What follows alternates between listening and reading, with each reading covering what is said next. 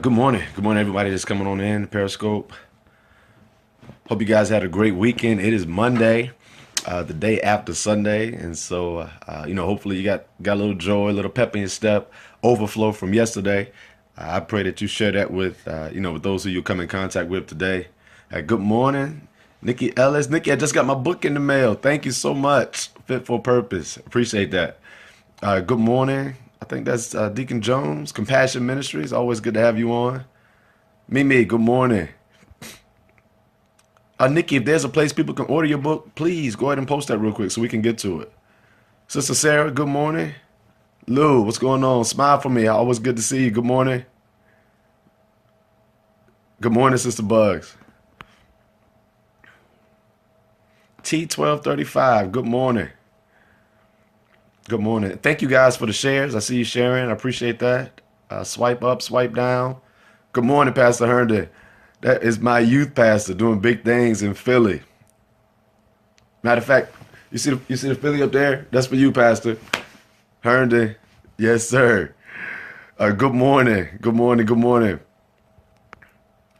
Yeah, we missed you too, Sister Sarah. Missed you too. Good morning.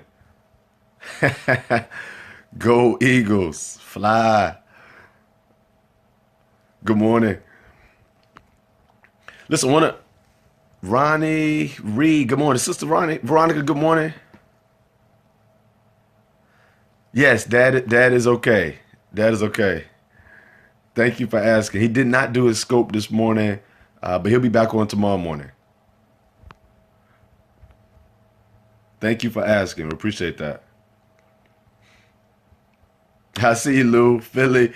So let's go ahead and get started with those who are on, and I pray again that our series is kind of blessing you. Good morning, Sister Phyllis. Always good to see you as well.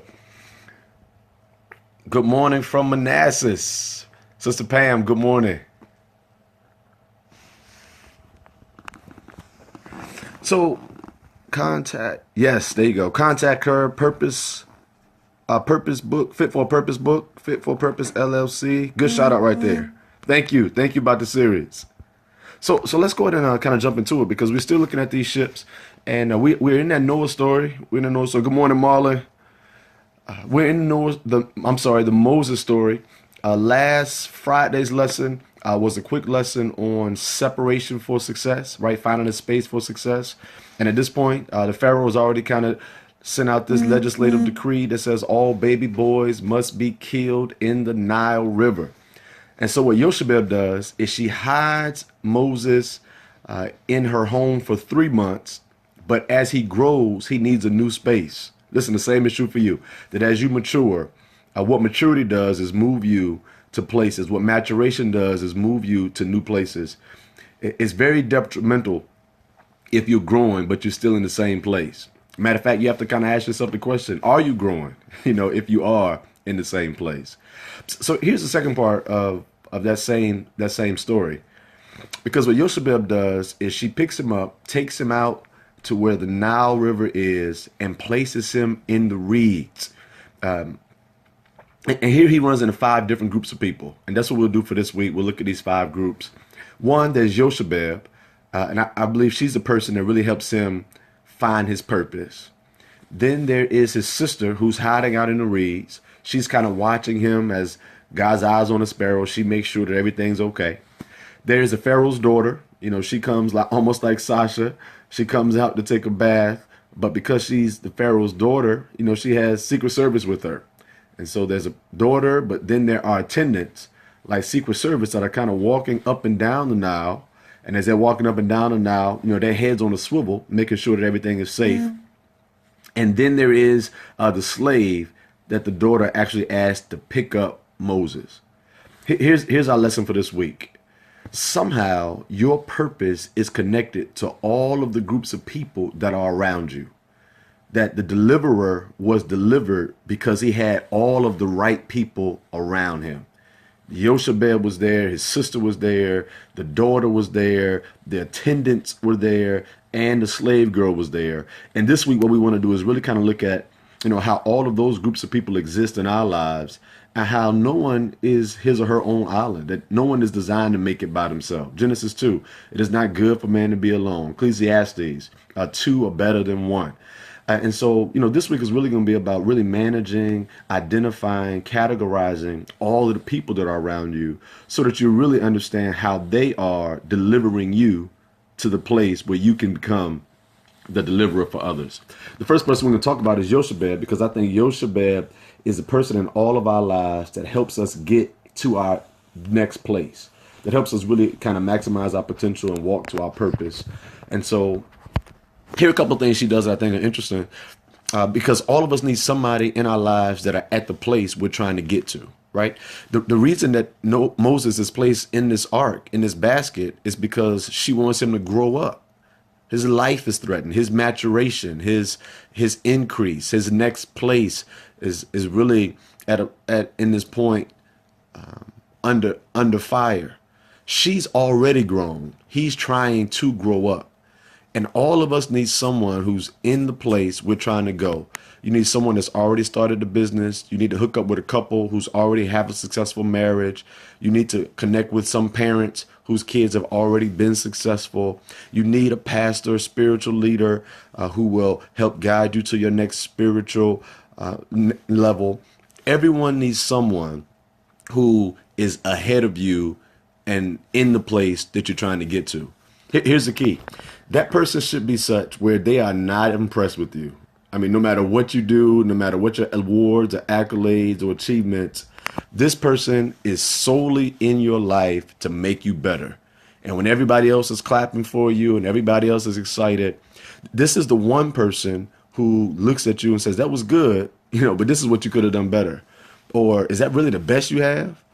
Could you go a little further? Could you take the next step? Everyone needs that. You need a coach or a pastor, a mentor, someone who can move you. And here's what Yoshebed does for us. Yoshebed for us is the person who takes Moses and places him in the reeds at the Nile River. So you know what that person does for you and I? That person should be someone who's willing to take risk. If there's no risk, there is no reward. And if all the people in your life want you to play it safe, stay comfortable, be conveniently located or conveniently only spending what you have, then typically that's not going to be the person to help you make it to your next level. Yoshebed places him in the Nile River. I know she had to hide him, but let's be honest. She could have hid him anywhere. Why hide him in the same Nile River that the Pharaoh is killing baby boys in? That makes sense. She actually takes the risk of putting him literally in a death trap.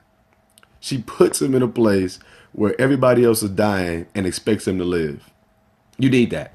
You and I need someone who will push us to the margins of life and really cause us to go beyond what others think you can do, what others believe you can have, go places where they don't think you're supposed to be located. Because when you take that risk, or particularly when you have someone who pushes you to that type of risk, what it does is it puts you in a place that is so unfamiliar that only God can bring results. And so you want to find that person. But not only does she do that, she kind of does this risk reward, but she also is willing to release him into someone else's hand. Be really careful about those mentors, coaches, and or pastors who want to have so much control that they're the only voice you listen to. Now, let's be clear. There should be a dominant voice, but they should be willing to let you hear other voices and be handled by other people, if for no other reason, just for the exposure. There is no one person that you're going to learn everything from. And a good mentor, pastor, coach, the person who's pushing you into your max potential and to your next promise, they realize that. And Yoshebed, who is the mother of Moses, she lets her 3-month-old child sit in a basket in the reeds in the Nile River, and she allows her baby girl to watch him, not knowing what could happen. Alligators could have come. Birds could have swarmed down on him. But her trust and belief in him and his promise and his purpose is so much that she's willing to leave him and walk away. Now, we know it's not permanent, because we're not saying you should totally disconnect. That's right. There are no limits. But there is a point in place where even with parents, you got to let your kids go. You gotta, watch them use what you put in them. You gotta let them grow based on what you planted and imparted.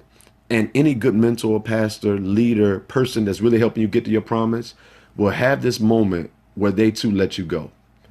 The final thing I think that happens for her and for us, and this person who's helping us really meet our potential, maximize where we're going, is she places him in hiding. I looked at all the movies, I've seen all the stories, and typically it looks like in the movies that, she pushes him down the Nile and he floats to where the Pharaoh is. And that may be the case. I wasn't there. I missed the whole thing. I just have to read about it, right? But, what the Bible really says in Exodus 2 is that she places him in the reeds. And remember, she was trying to hide him. So it wasn't that she was trying to escape. She was trying to make sure keep him under cover, keep him under wraps. She was hiding him in the house. Now she's hiding him in the reeds. And I think the person who's really trying to help you get to your next place knows the value of hiding. Yeah, Jessica, maybe the wind pushed him. Maybe the wind pushed him. But her intent was to hide him in the reeds. And I think the person that's pushing you forward, that person knows the value of not exposing you too early, not promoting you before it's your time. And if I could say this, if you already have this person, don't get frustrated and upset because they aren't giving you, the go ahead as quick as you want. Don't be so frustrated and mad that they aren't letting you move at the pace that you want to go. Their purpose is to help pace you. Everybody talks about walking in the steps God has ordered, but the real key is walking at the pace in those steps that God has ordered. Some things you can do too fast, some things you can do too slow. And what Yoshebed does is she hides him so that he can be exposed at the right time. Psalms 91, he who dwells in the secret place of the Most High, right? That there's a place that person and God knows that if you can stay in it long enough, you'll grow at the right time. As a matter of fact, read the story. Even once the daughter finds Moses, she doesn't take him to the Pharaoh's house right then. She sends him back to Yoshebed, and then Yoshebed rears him until the Pharaoh's daughter comes back and then gives him a name. Maybe you've been labeled too early. Maybe people are calling you something way before you matured to what God wanted you to be. Moses didn't even get his name until after he had been hidden, taken away, brought back, and then reappeared at the Pharaoh's house. Listen, this is today's lesson. Don't want to be too long. But as we look at these relationships to help you move forward, realize that everyone needs someone in their life that will help point them to their place of purpose, move them to their max potential. Don't do this by yourself. Humble yourself. Be sure to look for, search, pray about the pastor, person, coach, mentor, the person who will be above you that will help you move to your next place. Hope to see you guys tomorrow morning as we look at the second person in this group. We're going to look at the Pharaoh's daughter. She's the person who points out the problems, and everybody's going to need that as well. You guys have a great morning, have a great week, and I look forward to each of you maximizing your potential. All aboard these ships that help us sail into great relationships. Take care.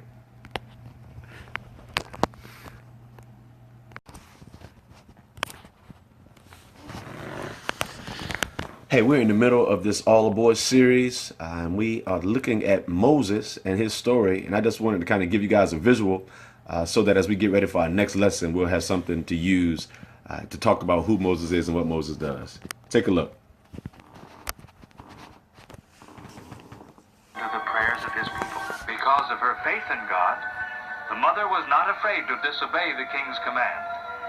And as she looked with tender love at her son, the slave mother thanked God again and again for the gift of this wonderful baby. For 3 months, the Israelite woman managed to keep her baby hidden, going as usual about her daily tasks. But every day, the little boy grew bigger and bigger. And every day, the hope of keeping him hidden grew smaller and smaller. Just like all babies, the child would cry once in a while. And if one of Pharaoh's guards should ever hear the child, the mother realized that her son would be torn from her arms and thrown into the river to die. She could not hide the boy any longer. Something had to be done, for the whole family was in danger if the child were discovered. Then, just at the right time, God, in his wisdom, gave the mother a most amazing plan. From the banks of the river Nile, the Israelite woman gathered some plants called bulrushes. And in the mother's work to save her son, God was working out a plan to save all the people from their life of slavery. For the mother and her baby and the whole nation of Israel were together in the circle of God's care. And so all that the mother did was part of God's plan. First, the mother took the reeds, and she wove what appeared to be a simple basket. And with each reed she wove a prayer of faith. But soon the basket changed into a very strange-looking object. For over the basket the mother put some mud from the river, and over the mud she spread some pitch. Actually, what the mother made was a small boat, and she called it an ark. No one looking at that queer little ark would have guessed that God had anything to do with it. But God was directing the mother every step of the way. Inside the ark, the mother made a nice, soft little bed. Then came the hardest part of all. Into the carefully prepared little bed, the mother put her beloved son. She tucked him in tenderly, and with a prayer in her heart, closed the basket over his rosy little face. Then, with Miriam by her side, the mother carried her precious bundle to a place that she knew along the edge of the river Nile, and she left the ark there in the reeds at the river's brink, a lonely little speck beside that great river. Only the sister Miriam was stationed near enough to see the ark. She would watch what happened to her baby brother. All at once, Miriam leaned forward and listened. By the sound of voices, she knew someone was coming. And when she saw that everything was happening just as they had expected, Miriam's heart began to pound with excitement. Walking slowly down toward the banks of the river was one of the most important people in all of Egypt, the princess of Egypt herself. Pharaoh's daughter had come down to the river to bathe. For a while, neither the princess nor the maidens noticed anything unusual. But when the princess came down to the edge of the water, she saw the strange object almost hidden among the reeds. Right away, the princess was curious. Whatever could be inside such an odd-looking thing? A baby in a kind of a boat. But the baby... Oh, the baby was a perfectly lovely child.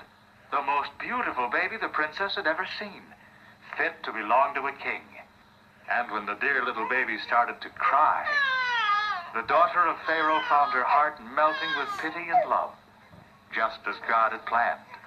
She knew that this was one of the Hebrew babies her father had tried to destroy, but the princess longed to save it. And since she had found this precious child, she decided to keep it for her own. When Miriam saw the princess take the baby up so gently and begin to comfort him, she knew that her brother's life was spared. But God's plans for the baby didn't end here. And so God encouraged Miriam to do something few slaves would dare to do. She went to the princess to ask a very bold question. Miriam trembled with eagerness as she spoke to Pharaoh's daughter. "Shall I go and call a nurse for you?" And when the princess of Egypt said, "Go," Miriam ran to call the child's own mother to be the nurse. Not only was their baby going to be safe, he would be watched over and cared for by his very own mother. But God, in his infinite wisdom and love, had wrought a far more wonderful thing than they knew.